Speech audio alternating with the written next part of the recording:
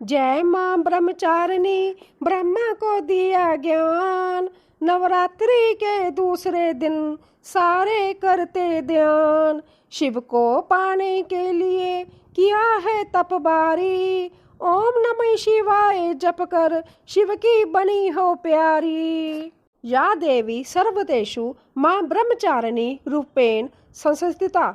नमस्तस्ये नमस्तस्ये नमस्तस्ये नमो नमः। जय माता दी। ओम नमः शिवाय। प्रिय भक्तजनों, आज आषाढ़ गुप्त नवरात्रि का दूसरा दिन है और आज आषाढ़ मास की शुक्ल पक्ष की द्वितीय तिथि है। आज का दूसरा दिन गुप्त नवरात्रि की 10 महाविद्याओं में से माँ तारा को समर्पित है तथा 9 दुर्गा स्वरूपा माँ ब्रह्मचारिणी जी की पूजा की जाती है। मान्यता है कि जो मनुष्य इस दिन माँ ब्रह्मचारिणी जी और माँ तारा जी की कथा का श्रवण करते हैं और पूजा व्रत करते हैं तो माता रानी उन भक्तों को भयंकर विपत्ति से मुक्ति दिलाती है और साथ ही लंबी उम्र का आशीर्वाद प्राप्त होता है। इसी के साथ घर में सुख समृद्धि आती है।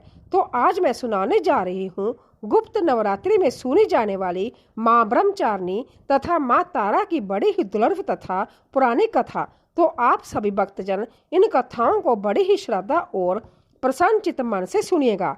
साथ ही चैनल को सब्सक्राइब, वीडियो को लाइक और कमेंट में जय माता दी जरूर लिखिएगा। बेल आइकॉन को जरूर प्रेस कीजिएगा। अब आप सुनिए 10 महाविद्याओं में से एक माँ तारा की कथा। माँ तारा का स्वरूप माँ काली के समान कहा जाता है, जिस कारण यह काली कुल में आती है। माँ का यह रूप भक्तों को आर्थिक क्षेत्र में उन्नति और जीवन में मोक्ष प्रदान करने वाला होता है।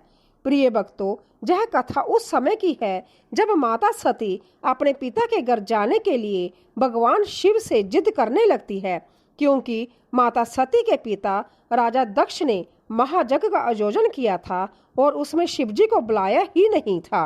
अब यह खबर मिलते ही माता सती अकेले ही जग में जाना चाहती थी। इसके लिए उन्होंने अपने पति शिवजी से अनुमति मांगी, किंतु उन्होंने मना कर दिया। माता सती के द्वारा बार बार आग्रह करने पर भी शिवजी नहीं माने तो माता सती को क्रोध आ गया और उन्होंने शिवजी को अपनी महत्ता दिखाने का निर्णय लिया। तब माता सती ने भगवान शिव को अपने 10 रूपों के दर्शन दिए, जिनमें से दूसरी देवी माँ तारा थी।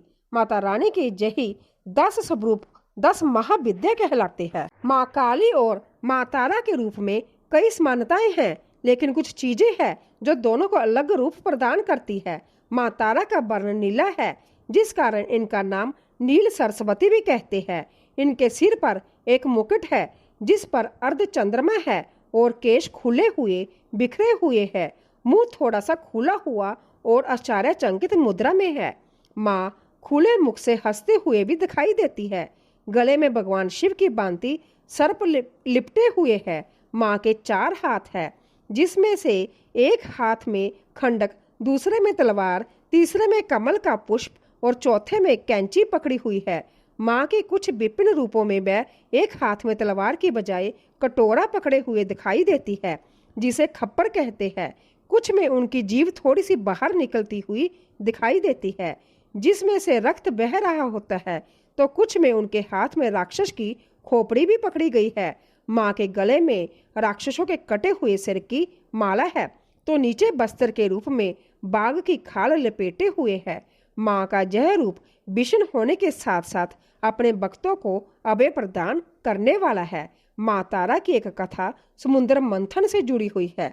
सतयुग में देव दानवों के बीच जब समुद्र मंथन का कार्य चल रहा था, तब उसमें से अथाह मात्रा में विष निकला था।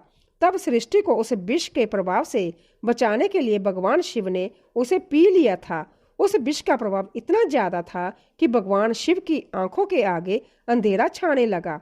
वह मूर्छित होने ही वाले थे कि देवी दुर्गा ने माँ तारा का रूप धरा और भगवान शिव की माँ के रूप में उन्हें स्तनपान करवाया।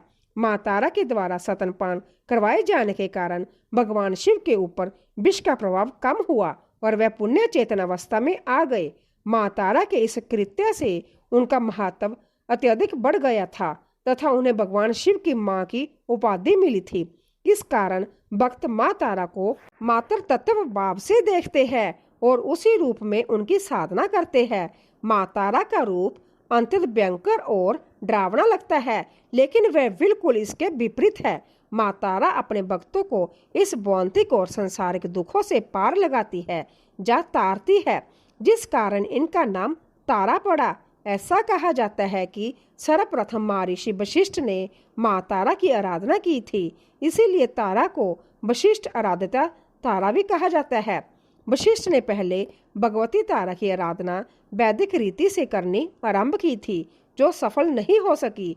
उन्हें अदृश्य शक्ति से संकेत मिला कि वह तांत्रिक पद्धति के द्वारा उपासना करे। फिर जब वशिष्ठ ने तांत्रिक पद्धति का आश्रय लिया, तब उन्हें सिद्धि प्राप्त हुई। प्रिय भक्तों, उग्र होने के कारण उन्हें उग्र तारा भी कहा जाता है। भयंकर से भयंकर कष्ट आदि से भी अपने भक्तों को यह देवी सुरक्षित करती है। अंत्य उन्हें उग्र तारनी भी कहते हैं। तारा रानी की पावन कथा। माता रानी के जागरण कथा के अनुसार महाराज दक्ष की 2 पुत्रियां तारा देवी और रुक्मण भगवती दुर्गा देवी की भक्ति में अटूट विश्वास रखती थी। दोनों बहनें नियम पूर्वक एकादशी का व्रत किया करती थी और माता रानी के जागरण में एक साथ दोनों भजन कीर्तन सुना करती थी। एकादशी के दिन एक बार भूल से छोटी बहन रुक्मण ने मांस खा लिया। जब तारा देवी को पता लगा तो उन्हें रुक्मण पर बड़ा क्रोध आया और वह बोली कि तू तो मेरी बहन है, परंतु मनुष्य देह पाकर भी तूने नीच जोनी के प्राणी जैसे कर्म किए हैं। एकादशी के दिन मनुष्य चावल तक नहीं खाता और तूने मांस खा लिया, इसीलिए तू छिपकली बनने योग्य है। मैं तुझे श्राप देती हूँ कि तू कीड़े मकोड़े खाने वाली छिपकली बन जा। बड़ी बहन के मुख से निकले शब्द को रुक्मण ने स्वीकार किया और साथ ही प्रायश्चित का उपाय पूछा। तारा ने कहा, त्याग और परोपकार से सब पाप छूट जाते हैं। अब क्या था, दूसरे जन्म में तारा देवी इंद्रलोक की अप्सरा बनी और छोटी बहन रुक्मण छिपकली की जोनी में प्रायश्चित का अवसर ढूंढने लगी।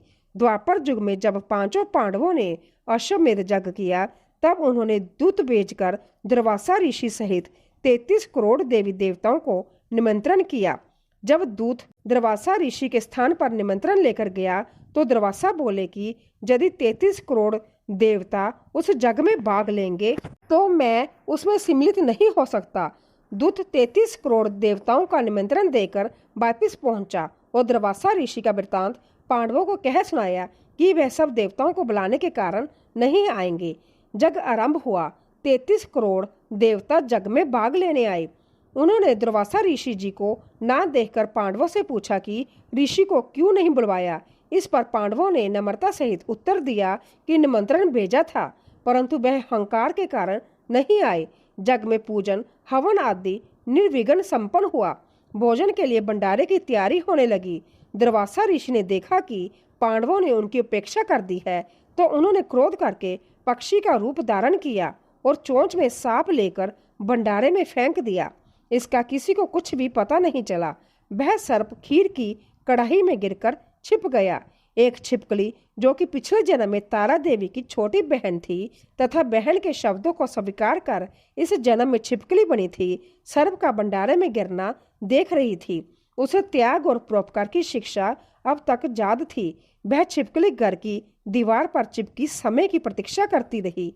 कई लोगों के प्राण बचाने के लिए उसने अपने प्राण निछावर कर देने का मन ही मन निश्चय किया। जब खीर भंडारे में दी जाने वाली थी तो सबकी आंखों के सामने वह छिपकली दीवार से कूदकर कढ़ाई में जा गिरी। इस प्रकार सब लोग छिपकली को बुरा भला कहते हुए खीर की कढ़ाई को खाली करने लगे। तो उस समय उन्होंने उसमें मरे हुए सांप को देखा। अब उस सबको मालूम हुआ कि छिपकली ने अपने प्राण देकर उन सबके प्राणों की रक्षा की है। इस प्रकार उपस्थित सभी सज्जनों और देवताओं ने उस छिपकली के लिए प्रार्थना की कि उसे सब जोनियों में उत्तम मनुष्य जोनि प्राप्त हो तथा अंत में मोक्ष को प्राप्त करे। तीसरे जन्म में वह छिपकली राजा स्पर्श के घर कन्या बनी। दूसरी बहन तारा देवी ने फिर मनुष्य का जन्म लेकर तारामती नाम से अयोध्या के प्रतापी राजा हरिश्चंद्र के साथ विवाह किया। राजा स्पर्श ने ज्योतिषों से कन्या की कुंडली बनवाई। ज्योतिषों ने राजा को बताया कि कन्या राजा के लिए हानिकारक सिद्ध होगी, शकुन ठीक नहीं है, इसीलिए आप इसे मरवा दीजिए। तब राजा बोल उठा कि लड़की को मारना बहुत बड़ा पाप है, मैं उस पाप का बागी नहीं बन सकता। तब ज्योतिषियों ने विचार कर राय दी कि हे राजन, आप एक लकड़ी के संदूक में ऊपर से सोना चांदी आदि जड़वा दें, फिर उस संदूक के अंदर लड़की को बंद करके नदी में प्रवाहित कर दीजिए। सोना चांदी जड़ित लकड़ी का संदूक अवश्य ही कोई लालच से निकाल लेगा और आपकी कन्या को भी पाल लेगा। ऐसे में आपको किसी प्रकार का पाप ही नहीं लगेगा। इस प्रकार नदी में बहता हुआ संदूक काशी के पास एक हरिजन को दिखाई दिया। वह संदूक को नदी से बाहर निकाल लाया। जब उसे खोला तो उसमें सोने चांदी के अलावा रूपवान कन्या भी दिखाई दी। उस हरिजन की कोई संतान नहीं थी। जब उसने अपनी पत्नी को वह कन्या दी तो उसकी खुशी का ठिकाना नहीं रहा। उसने अपनी संतान के समान ही बच्ची को हृदय से लगा लिया। भगवती की कृपा से उसके सपनों में दूध उतर आया। पति पत्नी ने प्रेम से कन्या का नाम रुको रख दिया। जब वह कन्या विवाह योग्य हुई तो उसका विवाह किया गया। इस प्रकार पहले जन्म की रुकमन, दूसरे जन्म की छिपकली तथा तीसरे जन्म में रुको बन गई। रुको की सास महाराज हरिश्चंद्र के घर साफ सफाई करने जाया करती थी। एक दिन वह बीमार पड़ गई। तब रुको महाराज हरिश्चंद्र के घर काम करने के लिए पहुंच गई। महाराज की पत्नी तारामती ने जब रुको को देखा तो वह अपने पूर्व जन्म के पुण्य से उसे पहचान गई। तब तारामती ने रुको से कहा कि हे बहन, तुम जहां मेरे पास आकर बैठो। महारानी की बात सुनकर रुको बोली कि रानी जी, मैं नीच जाति की बिलनी हूँ, भला मैं आपके पास कैसे बैठ सकती हूँ। तब तारामती ने कहा, बहन, पूर्व जन्म में तुम मेरी सगी बहन थी। एकादशी का व्रत खंडित होने के कारण तुम्हें छिपकली की जोनी में जाना पड़ा था। जो होना था वह हो चुका है। अब तुम इस जन्म को सुधारने का उपाय करो तथा भगवती माँ वैष्णो दुर्गा की सेवा करके अपने इस जन्म को सफल बनाओ। यह सुनकर रुको बड़ी प्रसन्न हुई और उसने उपाय पूछा। रानी ने बताया कि वैष्णो माता सब मनोरथों को पूरा करने वाली है। जो लोग श्रद्धापूर्वक माता का पूजन और जागरण करते हैं उनकी सभी मनोकामनाएं पूर्ण हो जाती है। तब रुको खुश होकर माता की मनोती करते हुए बोली कि हे माता, यदि आपकी कृपा से मुझे एक पुत्र प्राप्त हो जाए तो मैं भी आपका पूजन और जागरण करवाऊंगी। प्रार्थना को माता ने स्वीकार कर लिया। फलस्वरूप 10वें महीने उसके गर्भ से एक अत्यंत सुंदर बालक ने जन्म लिया। परंतु दुर्भाग्यवश रुको को माता का पूजन और जागरण कराने का ध्यान नहीं रहा। परिणाम ये हुआ कि जब वह बालक 5 वर्ष का हुआ तो उसे एक दिन तेज बुखार आ गया और तीसरे दिन चेचक जानी माता निकल आई। रुको दुखी होकर अपने पूर्व जन्म की बहन तारामती के पास गई और बच्चे की बीमारी का सब हाल कह सुनाया। सब बातें सुनकर तारामती ने कहा कि तू जरा ध्यान देकर देख कि तुझसे माता के पूजन में कोई भूल तो नहीं हुई। इस पर रुको को 6 वर्ष पहले की बात का ध्यान आ गया और उसने अपना अपराध स्वीकार कर लिया और कहा कि बच्चे को आराम आने पर अवश्य जागरण करवाऊंगी। भगवती की कृपा से बच्चा दूसरे दिन ही ठीक हो गया। तब रुको ने देवी के मंदिर में जाकर पंडित जी से कहा कि मुझे अपने घर माता का जागरण करवाना है। तब पंडित जी बोले कि रुको 5 रुपये दे जा, हम तेरे नाम से यही मंदिर में जागरण करवा देंगे। तू नीच जाति की स्त्री है, इसीलिए हम तेरे घर चलकर देवी का जागरण नहीं कर सकते।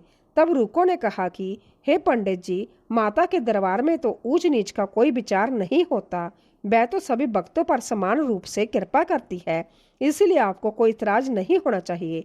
इस पर पंडितों ने आपस में विचार कर कहा कि यदि महारानी तारामती तुम्हारे जागरण में पधारे तो हम भी स्वीकार कर लेंगे। यह सुनकर रुको महारानी तारामती के पास गई और सब वृत्तांत कह सुनाया। तारामती ने जागरण में शामिल होना सहर्ष स्वीकार कर लिया। जिस समय रुको पंडित से यह कहने गई कि महारानी जागरण में आएगी, उस समय सेना नाई ने यह सुन लिया और महाराज हरिश्चंद्र को जाकर सूचना दी। राजा ने सेना नाई से सब बात सुनकर कहा कि तेरी बात तो झूठी है, महारानी हरिजनों के घर जागरण में नहीं जा सकती। फिर भी परीक्षा लेने के लिए राजा ने रात को अपनी उंगली पर थोड़ा चीरा लगा लिया, जिससे नींद नहीं आई। तब रानी तारामती ने जब यह देखा कि जागरण का समय हो रहा है परंतु महाराज को नींद नहीं आ रही, तो उसने माता वैष्णो देवी से मन ही मन प्रार्थना की कि हे माता, आप किसी उपाय से राजा को तुरंत सुला दे ताकि मैं जागरण में सम्मिलित हो सकूं। राजा को नींद आ गई। रानी तारामती रोशनदान से रस्सी बांधकर महल से उतरी और रूको के घर जा पहुंची। उस समय जल्दी के कारण रानी के हाथ का रेशमी रुमाल तथा पाँव की एक पायल रास्ते में गिर गई। उधर थोड़ी देर बाद राजा हरिश्चंद्र की नींद खुल गई। तब वह रानी का पता लगाने के लिए निकल पड़े। मार्ग में पायल और रुमाल उनको मिले और वह जागरण वाले स्थान पर जा पहुंचे। राजा ने दोनों चीजें रास्ते से उठाकर अपने पास रख ली और जहां जागरण हो रहा था वहां पर एक कोने में चुपचाप बैठकर सब दृश्य देखने लगे। जब जागरण समाप्त हुआ तो सबने माता की आरती और अरदास की। उसके बाद प्रसाद बांटा गया। रानी तारामती को जब प्रसाद मिला तो उसने झोली में रख लिया। यह देखकर लोगों ने पूछा कि आपने प्रसाद क्यों नहीं खाया? यदि आप प्रसाद नहीं खाएगी तो कोई भी नहीं खाएगा। तब रानी बोली कि तुमने जो मुझे प्रसाद दिया है वह मैंने महाराज के लिए रख लिया है। अब मुझे मेरा प्रसाद दे दो। अब की बार प्रसाद लेकर तारा ने खा लिया। उसके बाद सब भक्तों ने माता का प्रसाद खाया। इस प्रकार जागरण समाप्त करके प्रसाद खाने के बाद रानी तारामती घर की ओर चली। तब राजा ने आगे बढ़कर रास्ता रोक लिया और कहा कि तुमने नीच के घर का खाना खाकर अपना धर्म भ्रष्ट किया है। अब तुझे मैं इस घर में कैसे रखूं? तूने तो कुल की मर्यादा और मेरी प्रतिष्ठा का कोई भी ध्यान नहीं रखा। जो प्रसाद तू अपनी झोली में रखकर मेरे लिए लाई है उसे खिलाकर मुझे भी अपवित्र करना चाहती है। ऐसा कहते हुए जब राजा ने झोली की ओर देखा तब भगवती वैष्णो देवी माँ दुर्गा की कृपा से प्रसाद के स्थान पर चंपा, गुलाब, गेंदा के फूल और कच्चे चावल, सुपारी, मखाने, चुहारे और नारियल दिखाई दिए। इसी प्रसाद को ही सांचे दरबार का प्रसाद कहते हैं। राजा हरिश्चंद्र रानी तारा को लेकर साथ लौट आए। वहां रानी ने ज्वाला मैया की शक्ति से बिना माचिस और चमकीले पत्थर की सहायता के राजा को अग्नि प्रज्वलित करके दिखाई, जिसे देखकर राजा का आश्चर्य और बढ़ गया। राजा के मन में देवी के प्रति विश्वास और श्रद्धा जाग उठी। इसके बाद राजा ने रानी से कहा कि मैं माता के प्रत्यक्ष दर्शन करना चाहता हूँ। रानी बोली कि प्रत्यक्ष दर्शन करने के लिए बहुत बड़ा त्याग होना चाहिए। यदि आप अपने पुत्र रोहित की बलि दे सके तो आपको दुर्गा देवी के प्रत्यक्ष दर्शन प्राप्त हो सकते हैं। राजा के मन में देवी के दर्शन करने की लगन हो गई। राजा ने पुत्र का मोह त्याग कर रोहित का सिर देवी को अर्पण कर दिया। ऐसी सच्ची श्रद्धा एवं विश्वास देखकर दुर्गा माता सिंह पर सवार होकर उसी समय प्रकट हो गई और राजा हरिश्चंद्र माता के दर्शन करके कृतार्थ हुए। मरा हुआ पुत्र भी जीवित हो गया। उन्होंने विधि पूर्वक माता का पूजन करके अपराधों की क्षमा मांगी और सुखी रहने का आशीर्वाद देकर माता अंतर्धान हो गई। राजा ने तारामती की भक्ति की प्रशंसा करते हुए कहा कि हे तारा, मैं तुम्हारे आचरण से अति प्रसन्न हूँ। मेरे धन्य भाग जो तुम मुझे पत्नी के रूप में प्राप्त हुई हो।